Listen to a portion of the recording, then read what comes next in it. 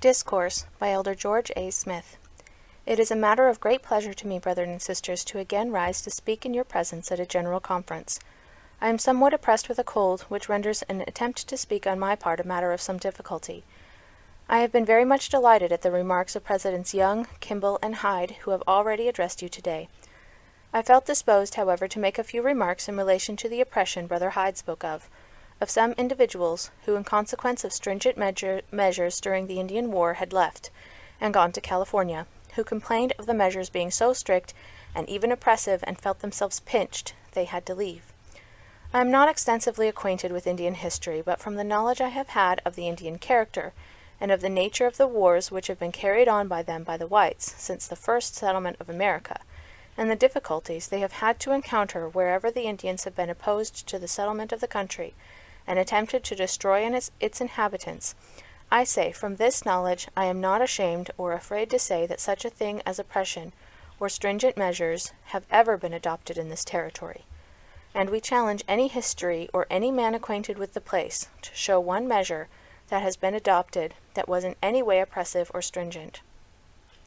It is true the Indians commenced, and without any reason whatsoever, to destroy the inhabitants and plunder their property. Were they mean, degraded, helpless Indians? No, they were not. But they were the men that had kept the provinces of California, Chihuahua, and New Mexico in continual alarm for the last 20 years. For the last generation they have been led by chiefs whose heads have been sought for in exchange for 1,000 horses in vain, armed with the best arms the United States could furnish, procured from hundreds and thousands of emigrants passing through the country, who poured out their arms and ammunition to the Indians, and supplied them in abundance to destroy the whites. Were the Indians few? No, the mountains were alive with them, and for hundreds of miles the numbers were unknown. Look back, if you please, to the early settlements of America, when the most destructive weapon the Indians had was the bow and arrow, the white men amply supplied with firearms. In the colony of Massachusetts, that contained 40,000 people, notwithstanding all the policy and skill of the whites, 600 of them were killed by the Indians in one single season. Has it been so here? It has not. Not a single white person, save Keel, has fallen during this entire Indian trouble, only when they were going directly contrary to, in direct opposition to, and in open defiance of the instructions, counsels, and directions given for their preservation. Were these regulations, instructions, and counsels stringent? No, but they were protective of their charter, and rendered all safe who adhered to them. On the other hand, by violating them, men have been cut to pieces, their heads peeled, and their hearts torn out. But, says one, I would like to hear of more recent disturbances. Would it not have been better policy, instead of causing farmers to move into forts and herd their cattle with armed guards, to raise armies and follow the Indians into the mountains and exterminate them? As a specimen of that kind of policy, remember the Florida War, to say nothing of numerous others, where a few hundred Indians were all there were to contend against, and instead of a mountain country where hundreds of Indians can hide themselves and be perfectly secure on a square mile, it was a level country which offered great advantages to the whites against their red foes. The stringent measures adopted in that war, in attempting to exterminate the Indians, protracted the war for several years, cost $20 millions, also the lives of thousands of their troops, besides ruining forever the health of thousands more. Having had hundreds of families murdered, and property almost without end plundered and destroyed, and after hiring large tribes of Indians from the Missouri River to go and assist them in the war, they finally resorted to the very honorable expedient of buying a pack of bloodhounds to hunt them into the country.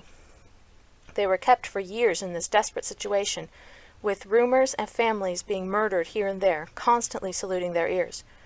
Were those measures oppressive? Think for yourselves. How did the affair at last close? Congress voted money, and treaties were made with the Indians, and a great many were made with the Indians, and a great many were bought out, that they could not seek out the bloodhounds. Were the Indians conquered? Were they all killed off? Look at the Indian called General Bowlegs. He went to New York, and in passing through Peale's Museum of Portraits, he came to the portraits of military characters in the United States. Says he, there is General Scott, and there's General Taylor. I liked both of those generals in the Florida War. That is the way the Indians felt, after all, and there seemed to be more of them at the close of the war than at the beginning of it. Now come home here. What has been done? The settlements have been requested to save all their property and all their cattle. to gather in their grain and move into enclosures and render themselves safe by temporary fortifications, to keep their cattle and their grain out of the hands of the Indians so that they could not steal it. That is all the oppression there has been. And what has been the result of this policy? Not a single person has been injured that did not violate these instructions. Not a man since the first one was killed. Has all this been oppressive? No. How has this policy affected the Indians? They have come in perfectly hungry, saying, "For God's sake, give us something to eat." Had an opposite policy been adopted, they would no doubt have continued their depredations, but our measures have been so carried out that the Utah Indians are humbled in their feelings and feel themselves horsewhipped than any that I have ever read of. Had we followed the bloody schemes of some to butcher them by wholesale, and the orders of our worthy president to gather into forts had been unnoticed, hundreds of men, women, and children would have fallen victims to the red man's rage. After we had slashed away for 10 years, there might have been more Indian warriors to contend against than when we had first commenced. The men that have left for California and complain against stringent measures, etc., went because their hearts were corrupt, and they did not love the gospel of Jesus Christ. They went because they were not willing to listen to good and wholesome advice, and to the principles of exaltation and salvation.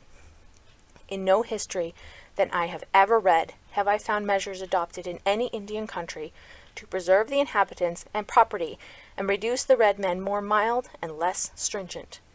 In consequence of the state of my lungs, excuse me if I make no further remarks at this time, though this is a subject that is worthy of investigation.